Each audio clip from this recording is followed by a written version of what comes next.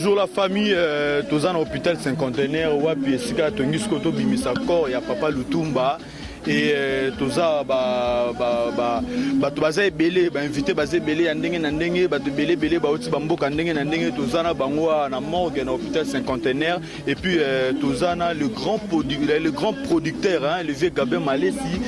Bonjour mon vieux. Ouais, bonjour ndeko. Sango ya papa Lutumba tango okaki sango wana ke papa kufi mais écoutez la gueule wapi et puis ça la gueule ndeni nga écoutez la nga na Chine. Écoutez la nga na Chine comme nazaki na destination fona zonga Angola pona yaki na banjozo ka nzembo ezoyoka son ezobe so kango ebetami wapi ouais betami na Luanda donc bana Luanda mbayembi donc na keneki ti Luanda poto sala nzembo. Donc chers fidèles téléspectateurs, il faut vous comprendre que le grand producteur Gabin Malesi doit y na Chine mais a commis Luanda vite fait à Sangisi ba musicien à Luanda ba yembi nzembo pe parmi ba nzembo on so tel clip non là ils a meilleur il y a on délégué tous les chansons ba même vieux vers qui sa corité donc on a la vérité na ba chante tout tala na simanzembo na banjozo yoka so otile bango son batu bayembi na ndenge moko ya osakana te donc il faut nga nasalaki puisque vie azalaki akutana na nga moko nakutana na vie Lutumba yebisangaka albi mwana Gabe nayoki yo mpe mingi memanga papa na Angola naza na bami na nga naza na bakama wana liloba ya vie ayebisinga abi mbongo balukaka yango me mbongo elukaka mutu te toluka mbongo donc vie on apesanga courage lelo na vie nalukaka kala so na la te donc nazala kwa na bela donc eza testament au vie on atikila nanga na vie nanga na ndako na ye vie Joseph Paka journaliste ya visa azalaka témoin donc vie ayebisinga ka ke Gabin toluka mbongo baluka yango mais mbongo eluka mutu te yango na talité na o nyosu ba conseil papa pesa yo bité faut nazongisa ka mabele nazongisa na ka mabele na banzo ka chanson zo beta il est temps donc makamunyo sur ba kaonde donc yango donc famille vraiment donc mon vieux. Voilà la famille donc binomo bomoni le vieux Gabin Malesi azagi na na Dubaï. Mais voilà, il y a papa et Salagé Passi a zongi Luanda vite fait, à Sangisi, ba musicien à Luanda. Na Sengaki et le monde a le ministère de la culture Makambo na Zoroba, sur na papier, na tambla na mutuka, na ngaola na Sengaki, ba pesanga ngana clôturer sika vie. Pas vie ba ko tsa katafakte. Bo tsa katafakte lelo katafare longwe. Via lo banga mukona okufa. Mutu nga basala monument yango na basali metisi koyo na mbongo ebimi na ministère oyo ebimi na présidence tisi koyo bibende ya pamba ba clôturer ndenge ba clôturer vie Kasavubu ndenge ba clôturer vie Lumumba ti lelo na bandi désolation toza na ngwango wana masolo ya mbongo toyebi te so bazwaki kombe bonga nazalaki te na olakisi bango ke tozolo bango clair mitema mabe oyo bango balakisi yango wana ti lelo mpe batie mutu ya vie eza non clôturer me nga nakendeki na ministère ya culture likambo na oloba bakotala yango partout soki nazokosa naza na archive oyo nga nakesenga bopesanga kaka témoin nange eza wazekwa témoin nange eza mama Mbiliabel babi Gabo oza na bonne idée mais luka mutu asala mutu Emili Dogré ouais na benga via ta ba 50 fois via yambanga une fois ayambanga te abenganga une fois na 50 fois na benga na 11h52 nga na rappelé na 11h54 mais vieux ti lelo yambanga te. Donc initiative wana lolo basobo kokati tolobi pete tini via za vie na biso nati Congo ngana ne Congo via za ne Congo donc nazo sala na cadre d'avantage te mais biso to liaka na culture bomo na culture te sur pamba donc culture eleki na ministère amini culture wana muna kande ona tuna mboka na biso mais bozo négliger batala ya ndenge na ndenge donc culture likolo mais on dirait ba négliger yango vraiment désolé na maramba boye monument papa etika lindengo wana Maxi Bio Café yango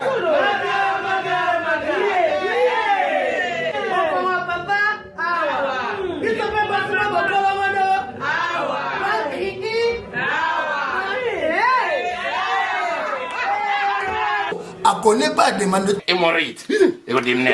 Oh, diabète. En année avant. Sous réserve. Yango te. Bomba te posa ka yo moko. Expliquer moninga so na problème na couple. Expliquer maman. Te longo ezo mo misabiso na couple yango yo. Tout ok. Bio café et osala chonjo te lengi. Tomela ka na bino yango. Force Mbetu. Danger. Maxi Bio, café original, bande ko tomela yango bona santé na biso. Ezali. Donc critique eza monument kotika mutakala te donc so bozwaki mbongo so liaki lipa na vie lutumba yebaka elando so liaki mbongo vie lutumba ata na dendo elando yo moza komona kaka elandi yo po tozoloba po vie ti lelo na baclôturer mausolée na ye ti mais siko bato bauta partout po délégation ya Luanda ekoma lelo na 19h bata Chine bata Dubai bakoya mais tant que la mausolée car ndengwana donc critique eza ndengwana donc sozo ça likambu faut subsa ngoti na suka faut subsa ngoti na suka ye mora ba mutu ba sala monument ngo ba sala ngo batika ngo ka ndengwana dans le vide ba ba suba wana clôture ezate donc marathon donc yangona na sengaki na ministère na kenaki na ministère ndenge nazo ba boza témoignage ezaki vantage mais réalité bibende wana combien kota wana na place wana na mbongo bozwi ata bino moko donc ale mongo ave lutumba tozoloba tozobomba te so oliaki yango sombaki dendo elando so mono sombaki lipa elando le grand producteur tolakeli bangoko mais vie siko liloba na oya suka okoloba ni par rapport ya ndenge liloba suka eza nazoyebisaka amanda santi puisque bomata bokita ntango moto etikali na pouvoir ya bana oki tobangaka te mpo na nini ntango wana bomonaka ntango eza kisimbi moko monene na kati ya Congo dia ntotela donc yango wana omonaki vie lutumba azalaki na bana ebele oyo bazala na baoke jazz oyo bazala wa mais alobi fo apesa ngo na génération wenge oyo azalaki le plus petit na bango tout malgré baage ezalaki nini mais ezalaki manda chante yango wana omoni atali ke petit oyo ozalaki mwana moke komo oza bagarere na kati ya wenge mpo bibisa wenge référence na tikeli yo bana oke donc bana ntango eloko na yango oyebisa bino bozala na courage bapesa biso déjà bachinois batikela biso déjà hôpital na kati ya don nayebisaka bango na idéologie moko lelo su bomoni bana oke batikeli yango su na loboko ya mwana ntango manda chanti yango tosengaki ke azala courage même na Angola babi ke ezalaka courage partout na monde manda chanti po liwasi esalami moto akolabisa esu lutumba change mutu aza te donc bolinga te boko batiki na ntango mais orchestre eza ya monde entier ya bana bacommune nyonso mais pouvoir wana ye moko vie lutumba yebi ntina ti yango moto oyo mokolo akolinga tuna oyo aconcerté akende na cimetière. Mais les vieux Gabin, les grands producteurs, est-ce que depuis que la manda chance orchestre V de papier ça orchestre ça beta ba concert manda obeta olega wenge na temps banda kota na bana o chaque jour kinkole chaque jour manda obeta kolega wenge non pose abo yebate mudaza matsa ba banderole na ba orchestre tout wa ezalika bana oke manda chante koleka na wenge po wenge beta lisuti wana ko to bombite wenge beta na lisuti. Donc à part banda chance na idéologie manda comment olia donc na bana ok on a le besoin vérité wenge beta lisuti mais à partir ya bana ok manda comment ko beta chaque dimanche ezaki na kinkole chaque dimanche donc ba so et mouvement comprendre vendredi planète J donc na banderole za otamula na RDC ezaki ka manda chance muza za otem sa banderole wenge beta na ngoli suti. Donc si les lots même matanga leki donc manda ko beta mais 16 jours à l'ante po ba baptiser yo ndeko na ngeza ka likamwa nzambe po ba baptiser yo eza nzambe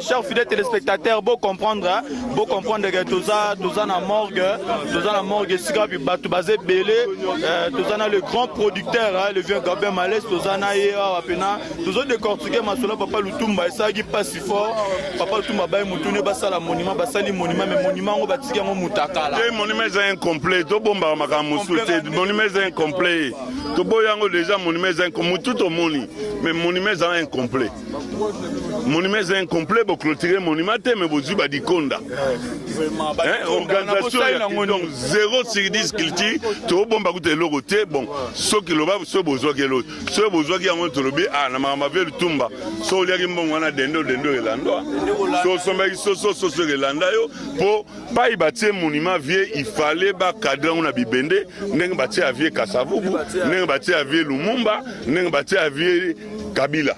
Voilà.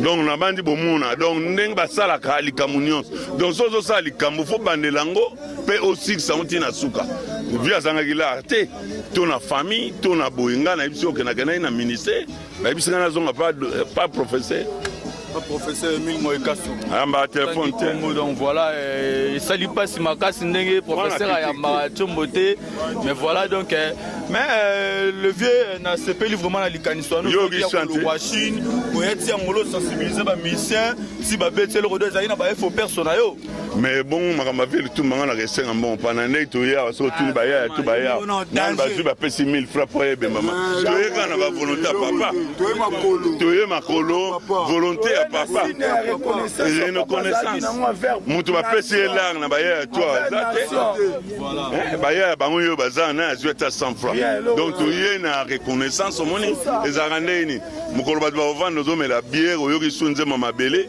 pas yo comprendre que vie wana pona nini biso na mbongo na biso bazo comprendre que ba valeur artiste car koyeba o ba politicien ki ngandi ba politicien ki ngandi zo ba vrai bulufa mais ba vrai ba ya bango yeyo ozo comprendre bango ti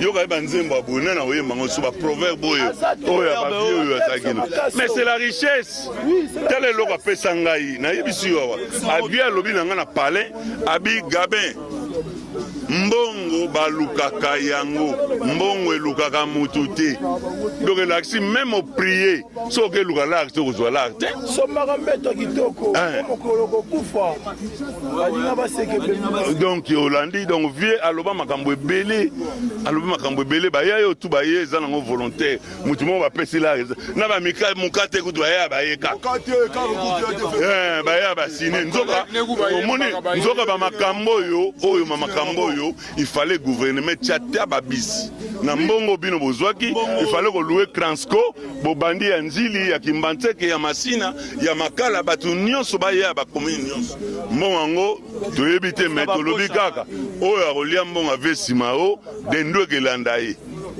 ekeza la retard faut que ne justifier na pas ba okunde la vie pour ndenge za boye banga otya bisi na Saint-Thérèse pona makambo ya bana njili batili bino bisi moko ata na chang c'est ça bisi moko ata na yolo bisi moko bosali ata organisation siko bato basali organisation yozo mona teke ebemba vie za malili pona nini bato bazampiaka baoya na bandenge na bango transport ezate donc mato bosiko mbongo libulu kutezaki nango fele serge ezaka nango cercle siko mbongo bopesi bana ya nani mona idéologie pa eza flou mbongo wana ekene maboko ya na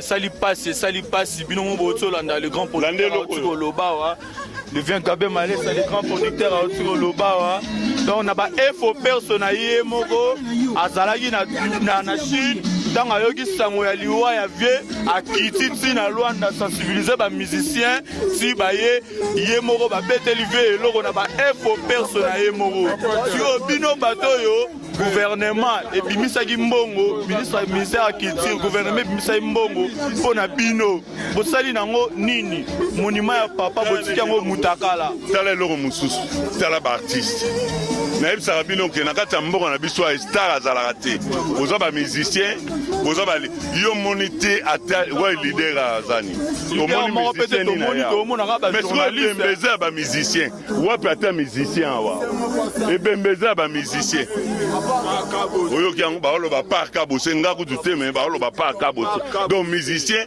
sikoyo bino bolingi nini sikoyo basoda baleki bino na ebele koleka bino bamusicien sikoyo olingi oya ndeni mpo bato balanda yo makambo wana evida matanga ya bino moko me ka mise moko tomoni ka posasa kabose misera moko matanga ba musicien aye kaka moko kabose donc mawa trop donc likambo toloba eza vérité bino ba musicien bokome kodekone bozalaka na bino bestar te bozalaka nde ba musicien chanteur mutu na akoma star aza te mutu aza na train aza te mutu aza na hélicoptère aza te mutu aza na avion aza te otambulaka na bino bana bino moko me bozomonana te donc ba musicien ti sikoyo donc na bandi baya bao regrette baya bauti bachangu bayolo banini balemba makolo sikoyo ebembe ya vie olie eza ba musicien eya na bana basoda na basoda donc donc basoda baleki bino na mu mawa tro bana kin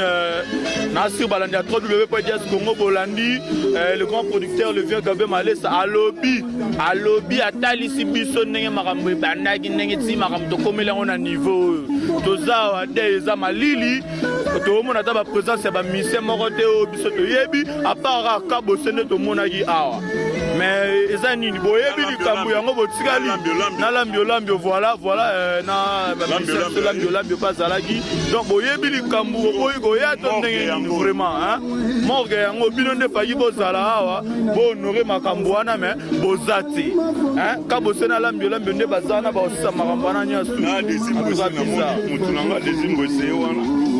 le chancelier des Zimbabwe, voilà.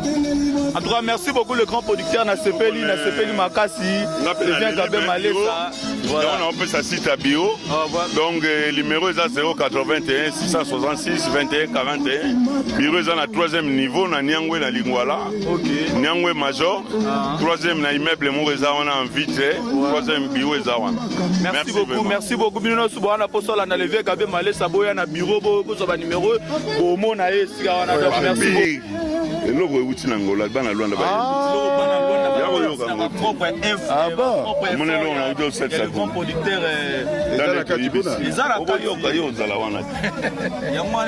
oyo pire avait Lutumba nakosala epai ya Lutumba. J'ai téléchargé les relations publiques et marketing ça il est 16 ans. 16 ans c'est beaucoup. OK. Donc Arama Salangati Wanaraki vient nanga. Donc patron nangai. Aki vient nanga te patron nangai. Bon Sango Yaliwa Toyoka Kiambo. Mais vieux akoma déjà maladif. Donc quelqu'un sur ma boca Nzambe abatela yi. Mais circonstances nous sont et là qu'on a sepeli parce que vieux a préparé déjà chemin là la face à Mordo a préparé qu'on a la confité il a déjà préparé aïmi on a banzembo et puis à celle là on a acte je crois que c'est un akata mboko yo Ali premier musicien c'est pas pour lui qui est poète Ali premier musicien bon, voilà, il faut répondre. Bon. Et puis, Azali premier musicien qui a tiki musique. Age Poussani, a quand même un instrument naïe, pas que nous remettre na papa Mokos. Salemate, faut savoir les poètes. Au moins, il a lobby donc il a écrit très sage, donc c'était poète. Prophète encore. Oui, on peut combler. Et puis ça va dans Moussous. Si, pour Atea Bisso. Pour vieille Atea Mokili. Nyonso, Pena Makamundo Samokili. Nanzele est propre. Alors, quand la colle avait Bengisi, appelle Makaka. Mais je suis tout le monde qui a sauté. Donc, ce que tu as dit, c'est musala ya sala. Vous comprenez? Ngai, la personne qui est à Luanda Mbote, au Baye Bingai, Baromon Ngai, Nga Komana ya Mujos, et Banakala, parce que la salle d'abord 15 ans à Pire Bakubana Pepe Kale. Pepe Kale Koufi, Papa Lutumba Zunga, na salle de 16 ans. Donc, on a 32 ans de carrière, il y a Moussala musique. Donc, il y a un Makila Langai. Donc alors grâce à Batouana, ngana eba ina monte. Eba ina monte pour la bango, nala bagange belé balakata. Luanda kuna, oba omona ngaba ba. Vira zala kaka. Menazali. Donc nane sengo mingi ndenge boya minga ipona parler pona papa. Vraiment nebe l'option ko bakisa te po te aki savant. Aki savant. Parce que eloko ya sali donc à kateli batou auto benga on cornete. Mais ça lokola elon di to benga on. On li vague ndenge mataka. Ndenge ya mataka. Donc Assisi Finaye en beauté. Vieux Assisi Finaye en beauté. Et il y a la privée, il y a la musicale. Assisi on a beauté. Kalamingi te ba producteur ba soka banze molaye, ala ba album naye. Voilà. Orchestre beta et bimate. Mais ba producteur no so ba mababa yele. Tayo bimisa wango. Tous les producteurs bolanda o album avie bozana ngo maintenant obimisa ngo ya moyo donc bo garda ngo pourquoi bo bimisa ngo bo bimisa album. Voilà. Na pesi mbote mingi na Luanda na mère na biso mère Monique. Merci. Bonga banana et donc biso to sala na kata peri ba kuba place ya zali a royoka. Ah t'as bien voilà fait beaucoup de choses. Na pesi mbote na ba biso so bana kata Luanda ba kozina biso ya Luanda o ba yebi bana o kenenge ya Luanda. La Pessia Moro, Mambota trop, donc tout le reste est. Merci beaucoup papa. Binomo bozoyoka et tokatina na ngambu ya États-Unis kuna esika puis le boss Blaise Manginu Remango la place à Zali le boss Blaise Manginu Remango souhaite les condoléances les plus attristées à son collègue de l'institut Tumba Kunda Giazaï le grand monsieur Zizi Lutumba moi à Londres donc papa Lutumba que votre âme repose en paix et nous t'aimons vous serez gravés dans nos cœurs. Waneza Malobaya, le boss Blaise Manginu, Remangola, Motema ya Maman Esther, Nandenge ya Canada wana, et merci beaucoup na le vieux Claude Katoupa, Cody Brian et les diamatisseurs les plus élégants, Christian Kazadi Gardelian, Junior Mundele, Nzambe Abilamba, excellence, et sans oublier les mondialistes Martins Massinda et Lamban et Lamba Bitera Yamamoto, Toza wana morgue, Tozo